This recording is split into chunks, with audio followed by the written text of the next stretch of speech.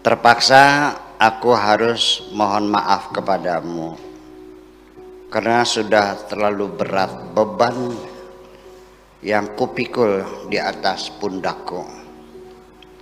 Sekarang aku sudah tidak mampu untuk memikul beban yang lebih berat lagi.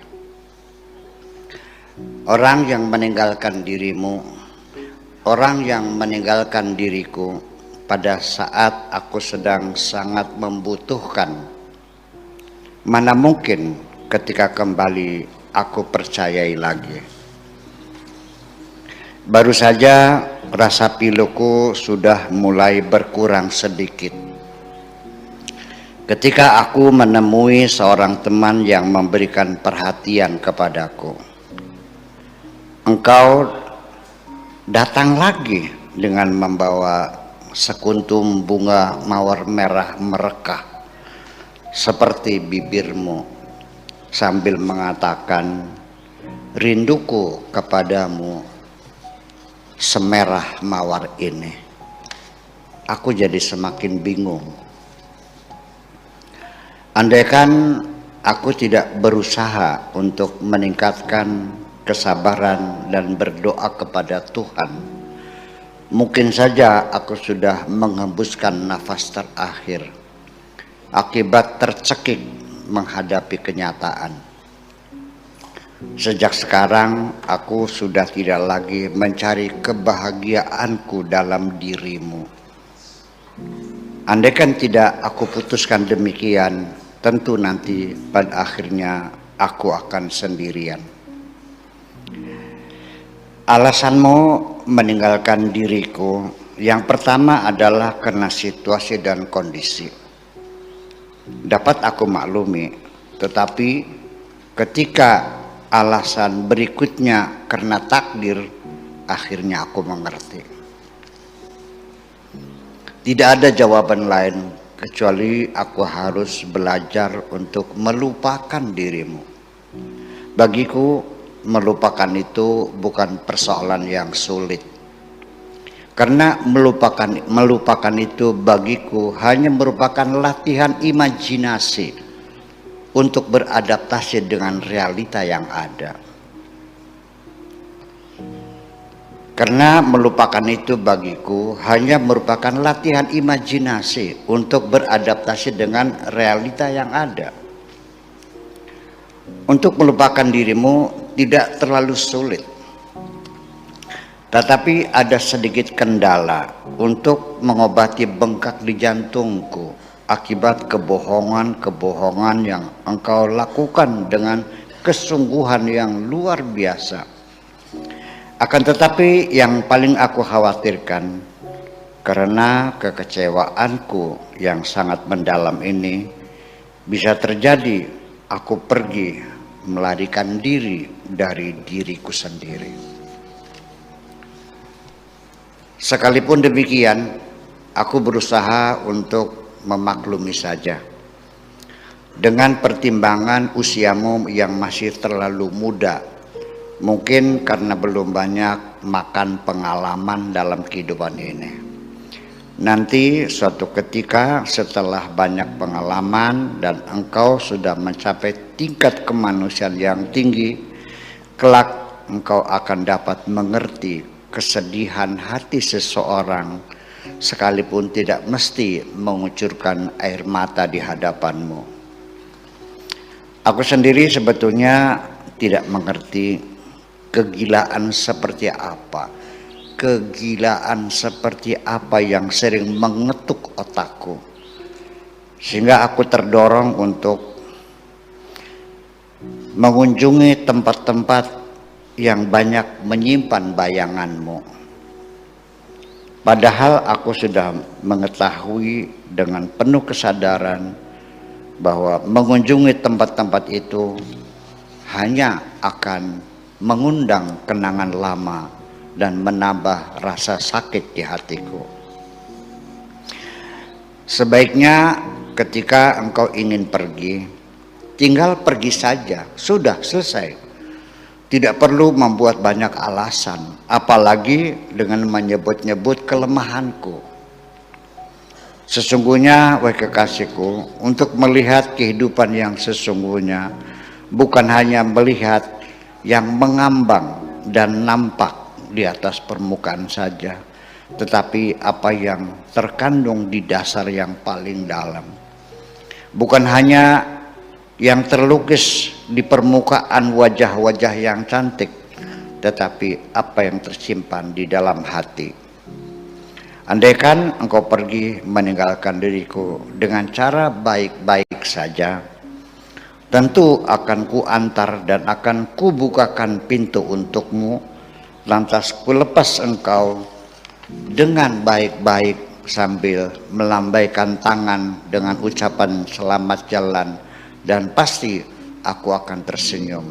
Betapa perpisahan itu menjadi indah.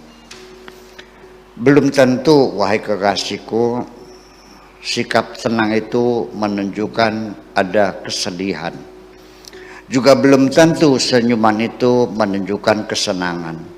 Terkadang luarnya tenang, tetapi di dalamnya sedang menari gembira. Terkadang di luarnya terlukis senyuman manis, tetapi di dalamnya menelan pahitnya kehidupan. Sungguh jauh berbeda, wahai kekasihku, perempuan yang selalu menghitung kesalahan-kesalahanku dan perempuan yang menegurku untuk mengingatkan diriku, sehingga akhirnya aku berkesimpulan bukan perjalanan waktu yang telah merubah dirimu, melainkan hari demi hari engkau membuka sendiri kepribadianmu yang asli.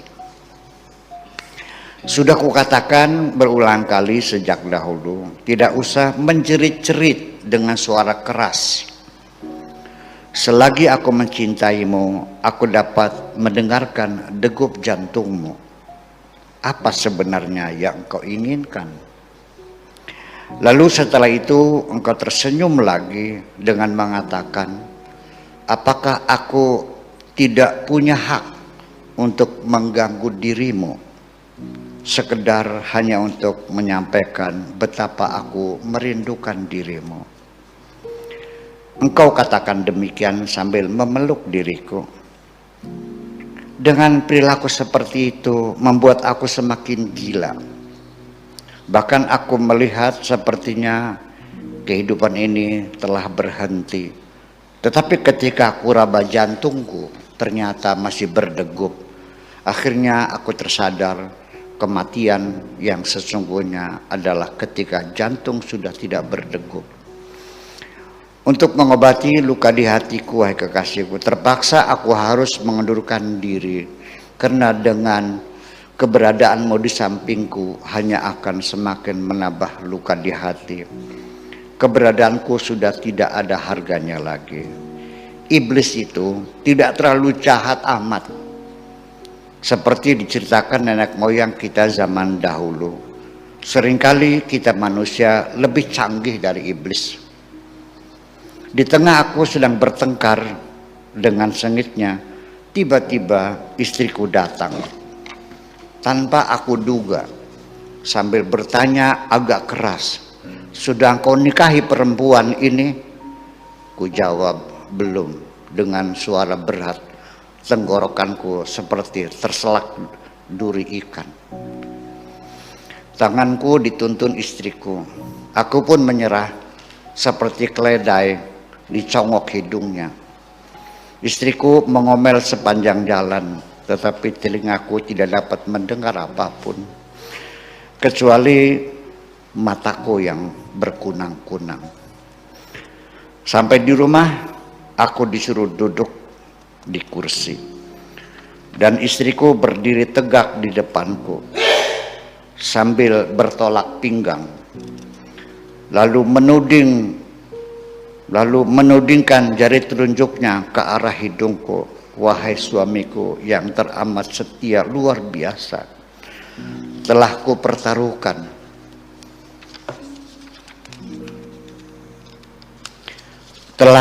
pertaruhkan segala yang kumiliki untuk membahagiakan dirimu. Ternyata Bola matanya berkaca-kaca lalu menggelinding satu persatu. Sudah engkau nikahi belum perempuan tadi? Katakan yang jujur. Apakah benar Tuhan selalu menuruti hawa nafsu lelaki? Apakah Tuhan tidak mau melihat penderitaan perempuan, lalu mengabaikan perempuan yang terluka hatinya? Apakah Tuhan melarangku bersedih hati? Apakah Tuhan melarang aku menuntut kesetiaan suami? Belum lagi selesai, tiba-tiba terdengar suara gelak tawa anak-anakku pulang dari sekolah. Istriku mengusap air mata sambil mengatakan, kita lanjutkan lagi nanti sore setelah anak-anak pergi sekolah madrasah. Terdengar suara istriku bercengkrama dengan anak-anak sambil tertawa terbahak-bahak. Anakku yang paling kecil setiap kali makan selalu ingin disuapi ibunya. Setelah itu aku tidak mendengar apapun, semuanya beku dan alam ini mendadak menjadi gelap gulita. Lalu aku pun tidak sadar diri. Terima kasih.